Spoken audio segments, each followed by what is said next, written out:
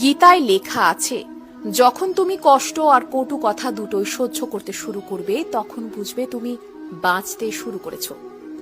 যদি ভগবান আপনাকে অনেক বেশি অপেক্ষা করাচ্ছেন তাহলে প্রস্তুত থাকুন, তিনি আপনাকে যা চেয়েছেন তার চেয়ে অনেক বেশি দিতে চলেছেন। জীবন নিয়ে বেশি ভাববেন না, যিনি আপনাকে জীবন দিয়েছেন তিনি কিছু না কিছু ভেবেই দিয়েছেন। শ্রীকৃষ্ণ বলেছেন, কাউকে দুঃখ দিয়ে আমার কাছে সুখ কামনা করো না, আর কাউকে যদি ক্ষণিকের জন্য সুখ দাও তবে তোমার দুঃখ নিয়ে চিন্তা করো না।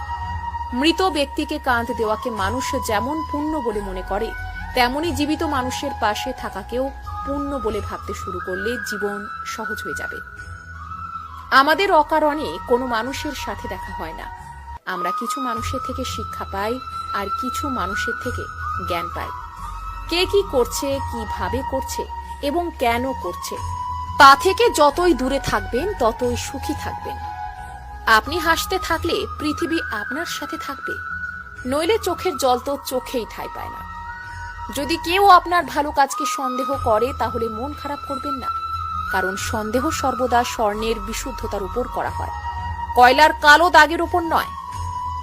মনের শান্তি জীবনের সবথেকে বড় উপার্জন।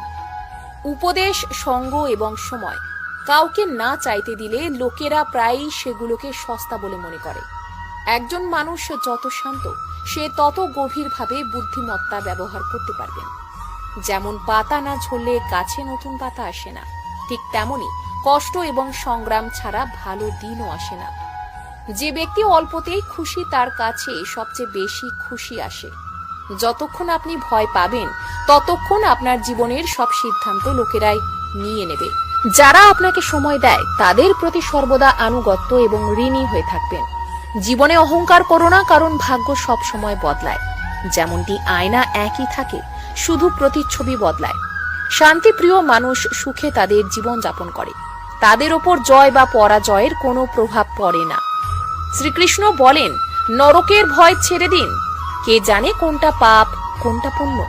শুধু দেখুন নিজের স্বার্থ পূরণের জন্য যেন আপনার দ্বারা কেউ দুঃখ না পায়। বাকি সব প্রকৃতির ওপর ছেড়ে দিন।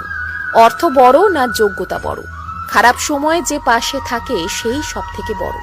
কেউ যদি আপনাকে নিজের স্বার্থ পূরণের জন্য মনে করেন তাহলে তাকে স্বার্থপর ভাববেন না, কারণ আপনি তার জীবনে সেই উজ্জ্বল আলো যা সে অন্ধকারে দেখতে পায়।